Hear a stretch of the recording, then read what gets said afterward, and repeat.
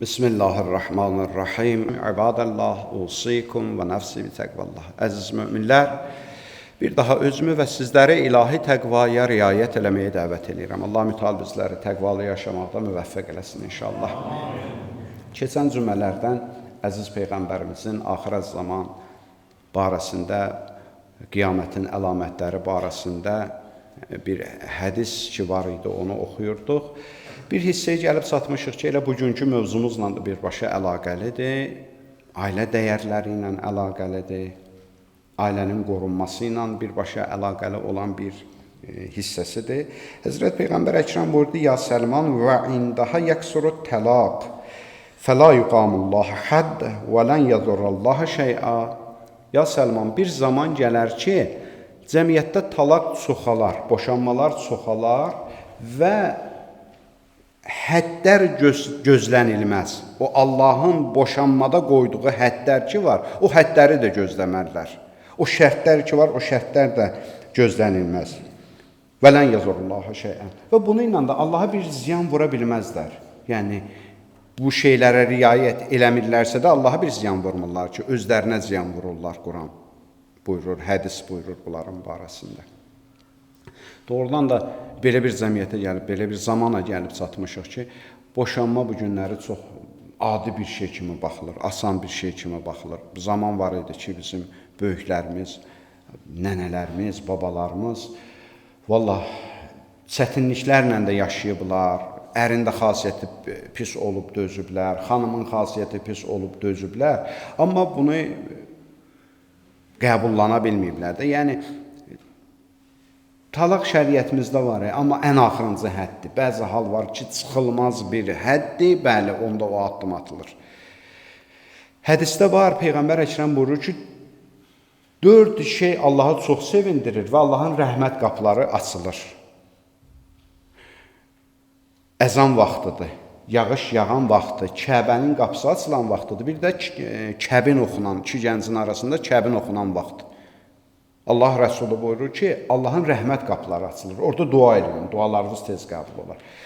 Başqa bir hədisdə əziz Peyğəmbərimiz buyurur ki, Allahın bəşərdə xəlq elədiyi yeganə halal şey ki, Allah özü ona nifrət edir, o da talaq. Öz-özlüyündə halaldır, amma Allah nifrət edir buna. Hədislərimiz var, talaq oxunan gün ilahi ərş lərzəyə gəlir, ərş sirkələnir. Yəni, Allahın ərşini narahat edirik biz talaq oxumaqla. Və indi bir həddi gəldi, çatdı ki, bir zərurət yaranıb da, yəni çıxılmaz bir durumdur və talaq da verilməlidir burada, boşanılır burada. Əziz Peyğəmbər buyurur ki, heç olmasa orada ilahi şərtləri qoruyun, ilahi həddləri qoruyun. İlahi həddlər nədir?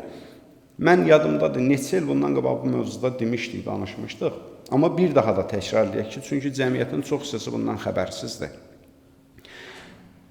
Boşanırlar, gedirlər hökumətdə, ZAKS idarəsində, məhkəmədə boşanırlar. Amma bu dini kəbin ki var idi, bunların öz arasında oxunmuşdu.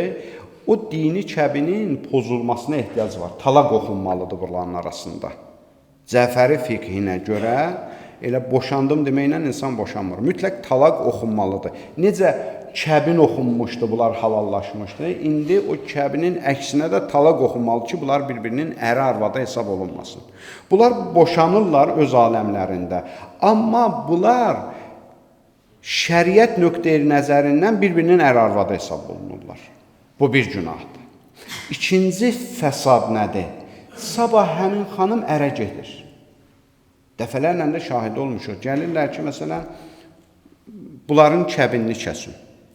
ZAKS-da olunub, baxırsan, amma məsələn, təqribən yaşdan adam hiss edir ki, mümkündür də, ehtiyatsın soruşur qadətən ki, bu bunların birinci evliliyidir. Deyirlər ki, yox, xanım bir də bu boşanıb.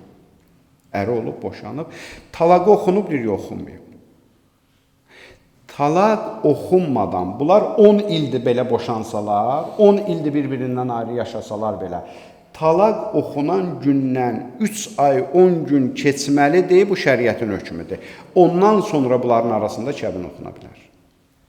Bəzi hallarda bunu deyirik, görürük ki, məsələn, adamlar var ki, bizdən küsür incir çıxır gedir. Əzizim, Əgər şəriətin hökmünü istəyirsənsə, bu şəriətin hökmüdür. Bunu biz özümüz icad eləməmişik ki. 3 ay 10 gün müddət keçməlidir. Deyir, daha biz məsələn o alınmır, da restoranda danışmışıq, qovma əqrəbi də bilir, bir həftədən sonra toydur. İzah edirik ki, əzizlərim, bunlar əgər bir-biri ilə münasibətdə olsa, çünki bu hələ bir başqa kişinin həyat yoldaşı hesab olunur, bu zinadır və fəsadı nədir? Məsələn, 2 nəfər bilməyib, subay adam bir-biri ilə ailə həyatı qurub, kəbin kəstirməyiblər, zinadır. Amma sabah kəbin kəstirsələr, bunlar bir-birinə halallaşır. Evladları varsa, evlad da halalzadəyə çevrilir. Lakin bunlar ki, bir-biri ilə halallaşması mümkün deyil. Çünki bu xanım elə başqa kişinin kəbinindədir. Bunların bir-biri ilə münasibəti olsa, bunlar əbədi bir-birinə haram olur. Sonradan bunun talağı da verilsə, sonradan iddə müddəti gözlənilsə də, bu xanımla bu kişinin heç bir ruhani, heç bir axund kəbinini oxuya bilməz. Kimsə oxusa da o kəbinin heç bir Allah dərgahında hökmü yoxdur. Məsələn, biz deyirik ki, getdim mən filan yerdə oxutdurdum. İndi ya o axundun xəbəri olmayıb məsələdən oxuyur, ya elə axund da olsa şəri məsələlərdən xəbəri yoxdur, oxumayıb, günah eləyir. Hər halı ilə o kəbinin heç bir etimadı yoxdur Allah qatında. Elə bu yenə də bir-birinə zina hökmündə gedir. Ona görə bu həddlər mütləq qorunmalıdır. Bu həddləri cəmiyyət hər kəs bilməlidir ki, ayrıldılarsa talaq oxunmalıdır. Və talaq oxunarkən mən sözümü yekunlaşdırıram. Bir Allahın ayələrindən birini oxuram sizin. Gözəl Allahımız bizim həyatımızda hər bir şey incəliyi ilə toxunublar Quran-ı Kərimdə. Quran-ı Kərim buyurur və in əradtum əstibdələ zavcun məkanan zavcin və ətaytum ihdahunna qintaran fəla təəxudu minhu şeyən ətəəxudunəhu buhtanan və ismən mubina. Deyir, indi oldu da ayrıldınız. Həyat belə gəldi, ayrıldınız.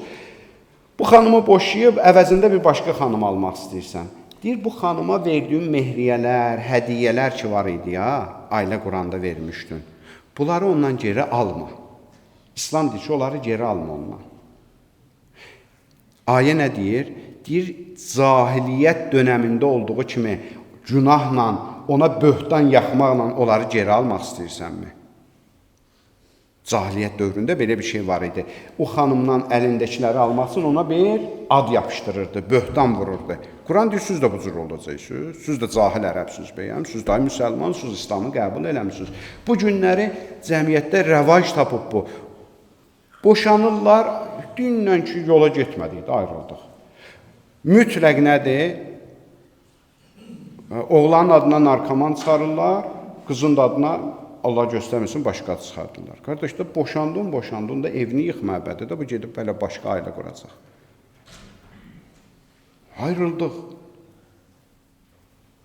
Bir kişi gəlmişdi boşanmaya.